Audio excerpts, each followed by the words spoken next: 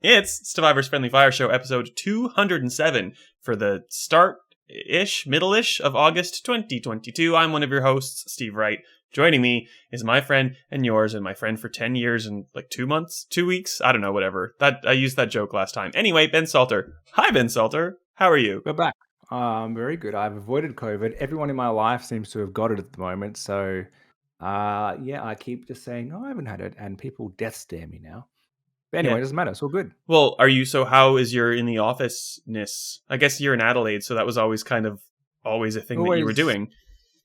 I was always in the office. Today I wasn't. So I occasionally have a day at home and I'm much busier than I am at work because it seems like that's when everyone wants you, as you would know, when you're not there and you can just have to take 10 calls in a row. But that's fine. All good. That's what life is now. Back to normal. How are you? Good. I went to the gym the other day and did like really low weights to try to get my back in gear. Oh yeah, sorted. Back chat. Yeah, back chat. No, it's good. It's getting better. But yeah, like everyone is getting COVID, so I'm like, I don't have to go into the office, so I probably won't that much. And I did on Monday, and that's when the metro train system was delayed by 30 minutes across my line, because that's exactly what happens when you go into work instead of just staying at home in your pajamas. But I digress. All we had to revisit from last week was we were doing a lot of back compat gaming. No, not back compat gaming on a real 360. We each had a game to play. Did you do your homework? I did not really. Actually, I played about half an hour of The Godfather on Xbox 360. Not bad. I played about not a terrible game. 0 minutes of Dark Athena. I finished the last achievement in Fall Guys instead, and I'm inching ever closer to stopping playing Roller Champions because I've hit the last 2 achievements that I need. It's a weird addiction that game has on you. It's not an addiction. It's just like a duty. It's like a necessity. It's anyway. Sorry. It's got a hold over you. Yeah, pretty much. It's you. Yeah, it owns you. Godfather's one of those weird games from the mid 2000s where most of the characters look pretty dodgy in PS2y, but then they have like Marlon Brando must be licensed and he looks really good, like surprisingly good for that era. So the entire budget went to him? Yeah, so like he looks good. Well, I only played the first 45 minutes. He's barely in it, but he makes an entrance early on, and you're kind of like, maybe this game's going to look good. And then you have traditional, like, when they just given characters fingers early on in, like, they didn't have the triangle, the flat hand anymore. They had individual fingers. And that was kind of like I don't know if they purposely did it or I just noticed it because it was so jarring. They're like, everyone's got their hands up to show off their fingers. It's like, ugh. Anyway, doesn't hold up that well. No, I didn't think it was going to, but I'm happy that you tried. Yeah. At least you can say you tried, and that's half the battle. Are you gonna stick with it? Are you gonna keep going? Well, I gave up, and then I ended up playing The Secret of Monkey Island, which is back compat. So I played that on an Xbox Series X. And actually, I don't know any of the technical side of back compat, but you know how old games like render internally at a higher resolution, so it's like actually rendering at 4K or 1440p or whatever it does. That game looks amazingly good on a Series X because it's like super like cartoony images, so they upscale or whatever's happening really well. So it doesn't even need a remaster; it just looks good.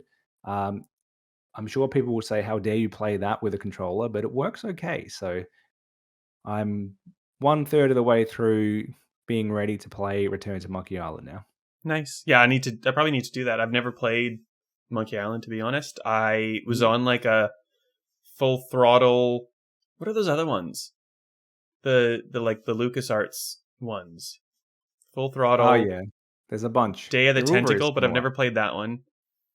Yeah. Anyway, yeah, they're not too bad. They don't look amazingly great sometimes, depending on how old they are, but they're still.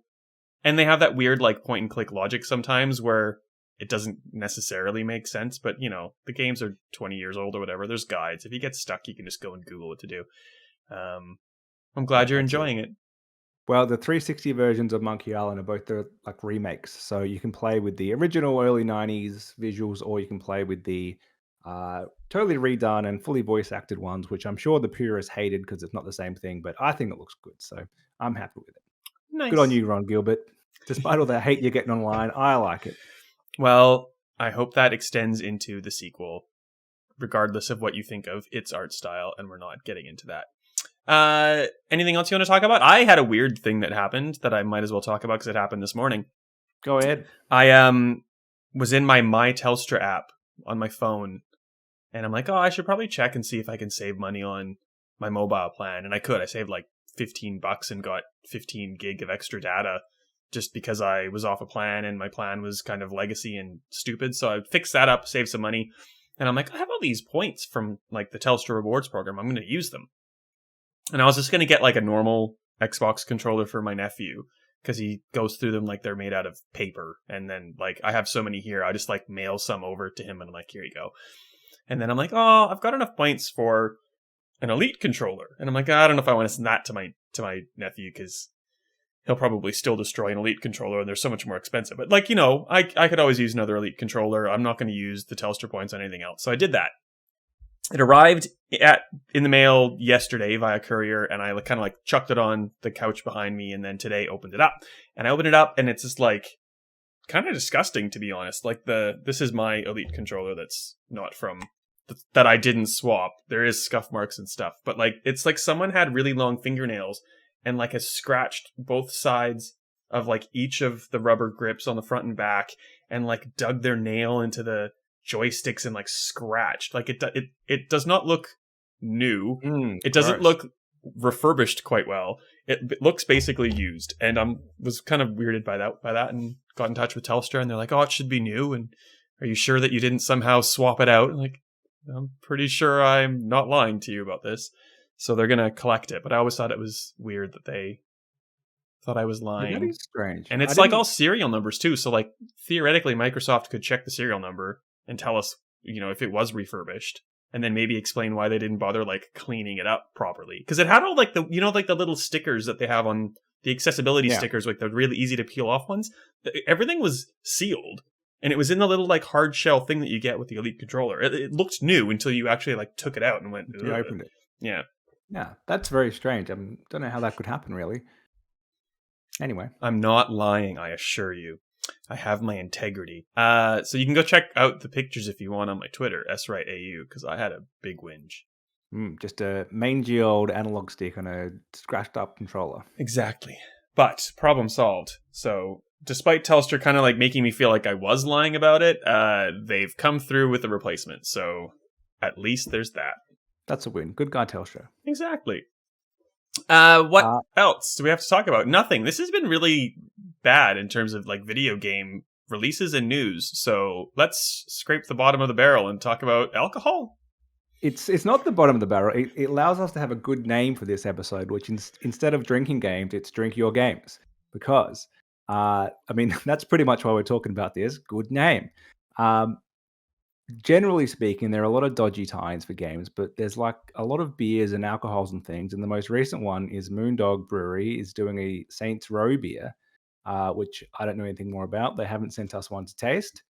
What are you making of this? It has the weirdest name ever. It's a pale ale, and I forget even what the name is, but it's soon to be available. I checked their website; it's not quite yet, but you should be able to go online and buy some beer for the RRP of $9. So I'm assuming. Well, I'm assuming that's for one. They didn't really say, but like that can't be a 6-pack, and I guess the only other thing is a 1-pack, unless it's in a 2-pack. But a $9 can of beer seems a lot. To me. Well, it's called Keep It Strange, Santo.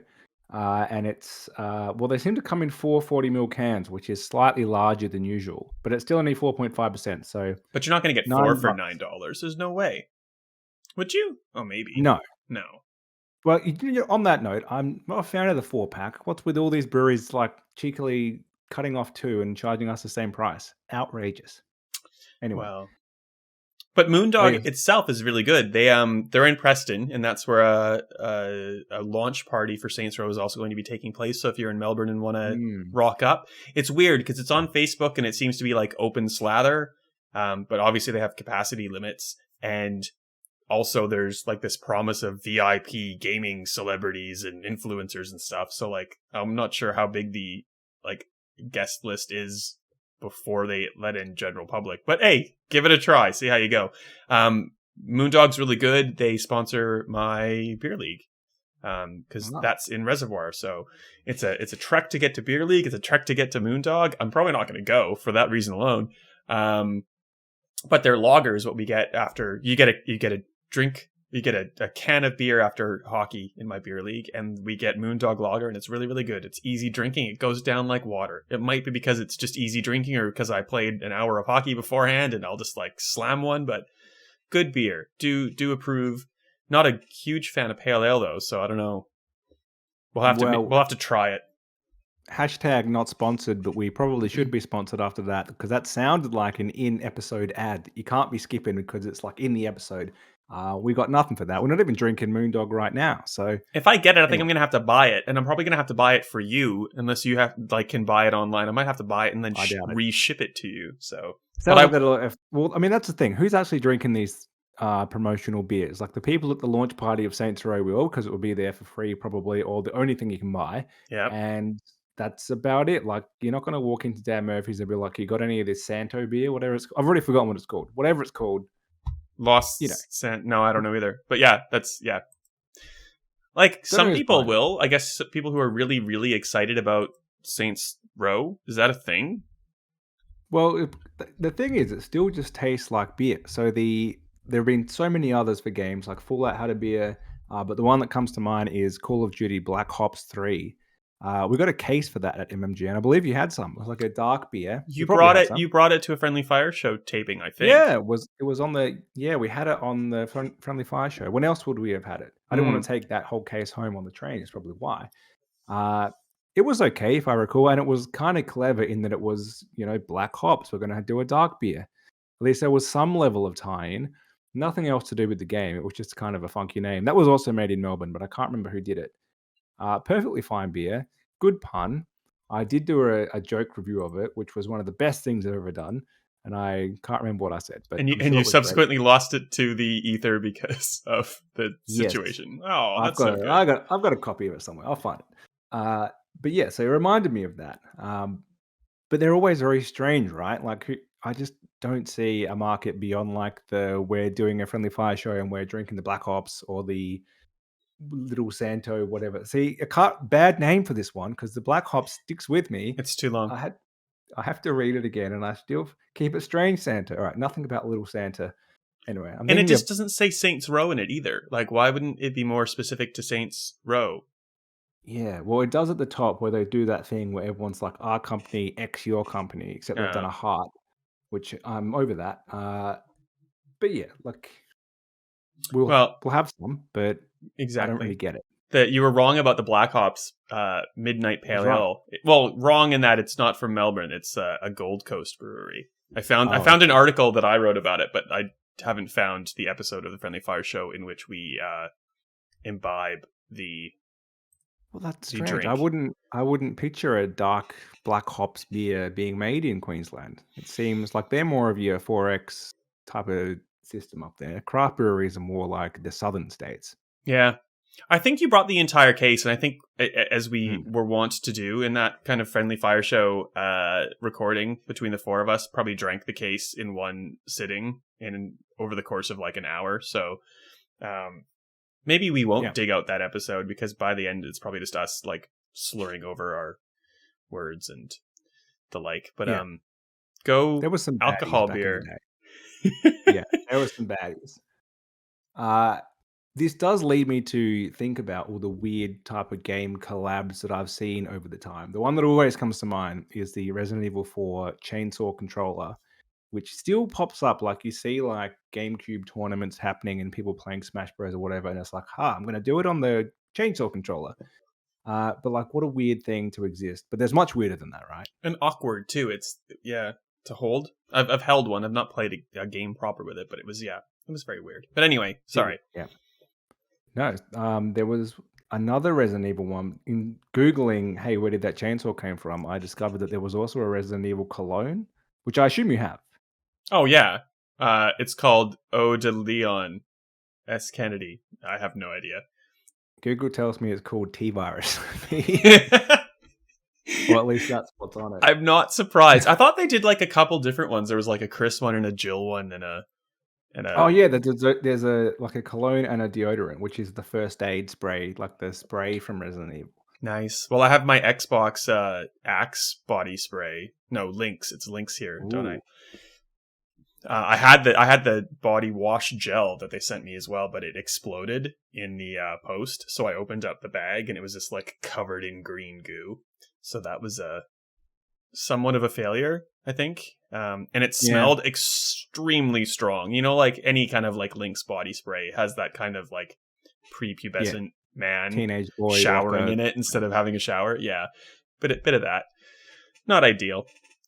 Yeah, I would say most of the merch though you can't actually buy. It's the stuff that gets sent around, and you must have had loads of it because I've had heaps back in the day that's been thrown away. And some we should have thought about this before the show, but there's been so much stuff that's just appeared. And like, why is this a thing? I did enjoy the little was it Fallout or Skyrim cakes that they had at PAX one year. That was at least a good like crossover with the bakery. It's kind of like I get that. Food and useful things are very good. Getting like your 17th moleskin notebook with like a Destiny logo on the front, kind of useful, not so much. A whole bunch of pins and cardboard cutouts and maps and stuff, not great either. Like such a privileged position I'm talking about all the random stuff I get in the mail. Extra large t-shirts can just go in the bin. Like I have enough rags in my garage. I don't need any more, but yeah, I'm feeling very entitled now, just kind of rattling off some of this stuff. So I'm just going to slink into obscurity now. You can buy a lot of that stuff at conventions, but you don't because it's outrageously expensive, and you realize it's kind of like a show where it's like this is a cheap product that you've attached your branding to. Not saying that's what's happening with Moondog beer. I'm sure that's an excellent product, which just happens to have a Saints Row sticker on it. Potentially, it could be better than the game. I haven't played it. I don't know. I'll have to wait and trial both to make that decision. But that does tend to happen quite a lot. Yeah, and I don't know. Like we're seeing of late a lot more booze kind of things happen in the industry. I guess that's maybe people acknowledging that the demographic of gaming is probably going up because it was started off as people like us as children who couldn't drink booze, now kind of growing up and sticking with it. I think PAX Australia now has its own official beer in Voodoo Ranger, who I think really? sponsor the Chiefs esports team. So now there's like an official beer of PAX,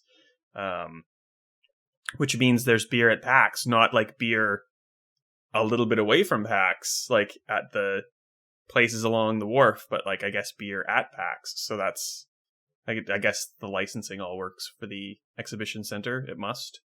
But that's that could be something.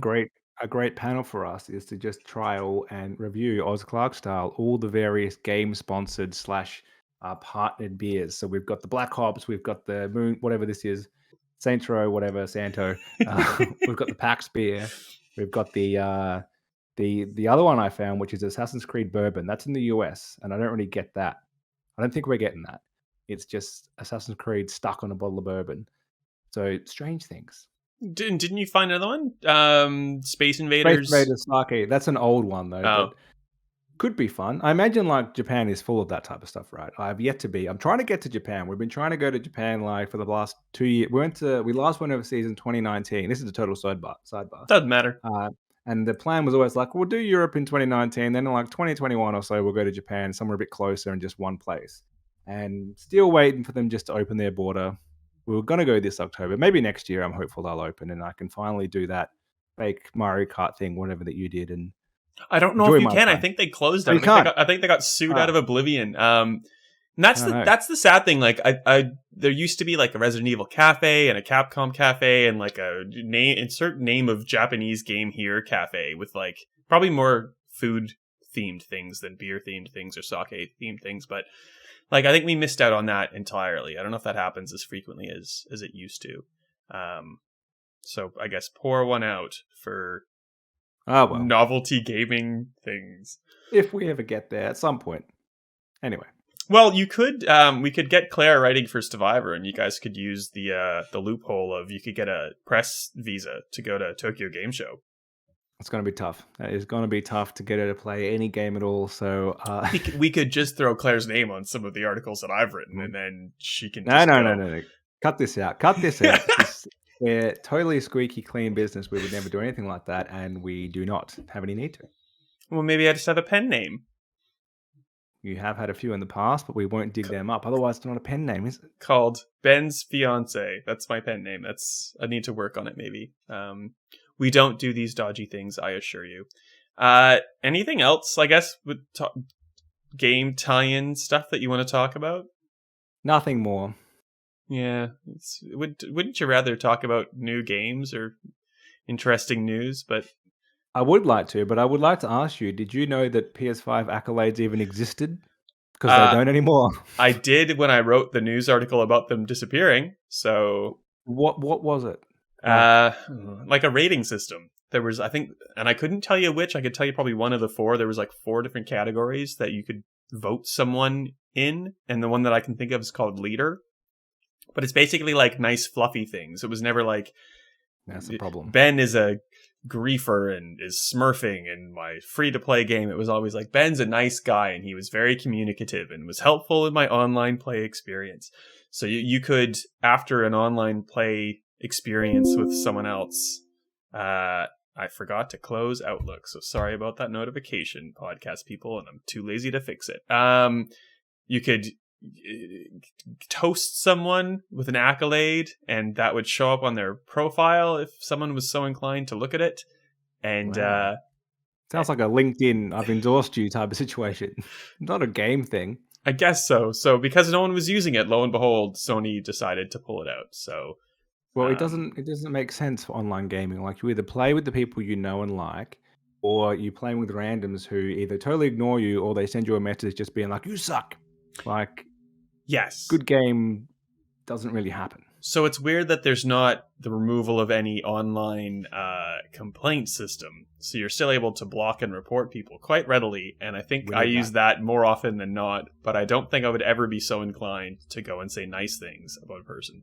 And that's like the nature. That's not even the nature of gaming. That's the nature of the internet in general. Like, occasionally you'll get someone on like our very viewed Control Get the Cat Ears video guide that are like, thanks, that's nice. But like one guy's like, oh, like you said this word funny when you were explaining how to get to something. You said something stupid, or like your face is dumb. Like, okay, like people just like complaining, I suppose. Yeah, it's like whenever you look at any Google review, it's either every review is either 5 stars or 1 star. It's people complaining, they hate everything, or it's for some reason someone being like, you know what, I enjoyed it so much, I'm going to give you a good review.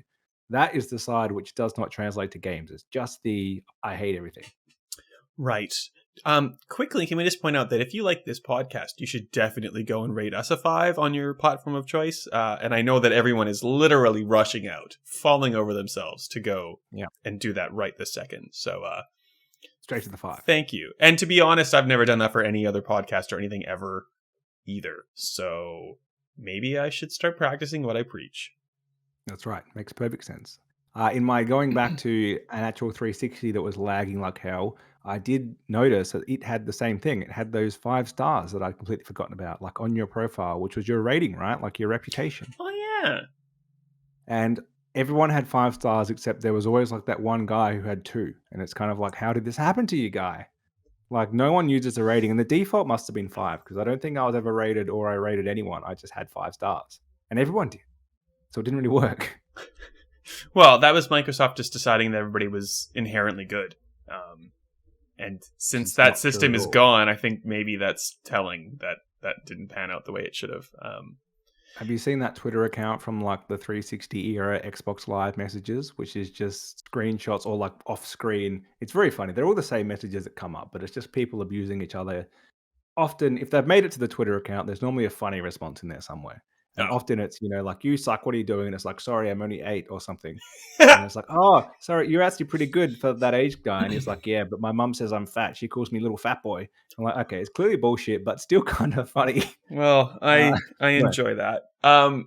That's what Xbox Live was back in that star rating day. So I'm surprised that anyone had 5 stars. Well, the video game Donkey guy on YouTube, he's funny. He's done a couple of videos now where it's just like him talking to children basically in Fortnite, and he calls it like the videos Fortnite babysitting, and it's just like kids who are clearly between the ages of 5 to 10 just like letting loose, and it's the funniest thing I have ever seen in my life. I highly recommend it. Go and check it out. Yeah, and that, like, it's half the time, even with these systems, like, if I could talk about some Roller Champions some more, Ben, because I know you love me talking about Roller Champions. Oh, I can't believe you're still playing, but anyway, go on. There are people who don't pass and are just generally awful, or there's like literally just like 2-year-olds that are just like heavy breathing and screaming into the microphone the entire time, and you can like report them for inactivity because half the time they just sit around and do nothing or like whatever, and you can block them, and then you like join up to the next game and you're playing with exactly the same people regardless of what you've done. So even when you go and try to report people, it seems like a futile measure. So why would you again expend any energy to do something nice for someone? The world is on fire. We're horrible people. This is why all team-based games, when you're not playing with people you know, never work out. Yeah. Just how it is. Yeah. Well, isn't that a nice bleak place to end that little bit of the discussion? Let's end how we always end, at least every second week, with our only regular segment, which is This Week in Delays. What do we have delayed this week, Steve? Marvel's Midnight Suns is not only delayed potentially into 2023, but it's also going to now have a staggered release. So it's PC and current gen when first available, and then the last gen of consoles sometime after that. That's a good indication that we're finally moving to current gen as the real current gen, because previously it's always been Xbox One and PS4 and the in quotations next gen used incorrectly, update coming soon. In the case of Cyberpunk, like 2 years later, or nearly 2 years later. Yeah, so it's good that we're going the other way. And some of these games that do this, I think more will. It'll be here's the current gen version, last gen coming soon, and then quietly last gen gets cancelled. Which is fine. I think we're slowly getting time-wise far past the support needed for these things. And also, I guess, far more importantly, we're getting to the point where stock of the PS5 and the Xbox Series X, and of course the S, which is pretty much always available now, like, you can get one. If you want one, you should get one. So it is tough. You know what? I will leave that hanging for next week. I'm going to ask you at the start of next week's episode, what do you tell all the people that ask you how to get a PS5 or an Xbox Series X? Because everyone's forever asking me, and I don't really know what to tell them. So I'll give you a week to think about it. Don't answer now. Yeah, I already have mine. I don't care. No, I'm just kidding. Cool. So that's delays. That's coming soon. That's delays. I think that's this week's episode. A short one, but a good one. Well, this is our normal length, actually. Whatever that length was is a regular-ish. We're normally over time, so that's what we're trying to do. That's true. All right. Stuff coming up on the website. Reviews I can't quite talk about yet because of the timing of this episode, but because the controller's already been shown on a number of people's Twitter accounts, there will be a special We Are Robots custom Cult of the Lamb DualSense controller up for grabs on the website. Go take a look at it. It's like fluffy, like that Sonic controller was. It's weird. And obviously DualSense can be used on PS5 and PC, so go and check it out. And there'll be some reviews probably next week that we can talk about, but I don't think we'll both have played them, so might just even be at that. Yeah. Well, and I'll think really long and hard about your retail question. I'm looking forward to it. All right. How do we find you on the internet, Mr. Salter? I am Ben_Salter on Twitter. You can follow me there. You can't give me 5 stars there, but you can give me 5 stars on your podcast choice, app of choice. And where do we find you? Wright AU, or you can get both of our words and more people's words and other words and some videos. I don't know, whatever, at Stevivor.com. To prove me wrong. Give us a rating. Tell your friends. Like, let's become the #1 podcast beating out Joe Rogan or whatever. And we won't give you weird, dodgy COVID tips. We'll just be two cool dudes. That's right. That's how I see us. Until next week.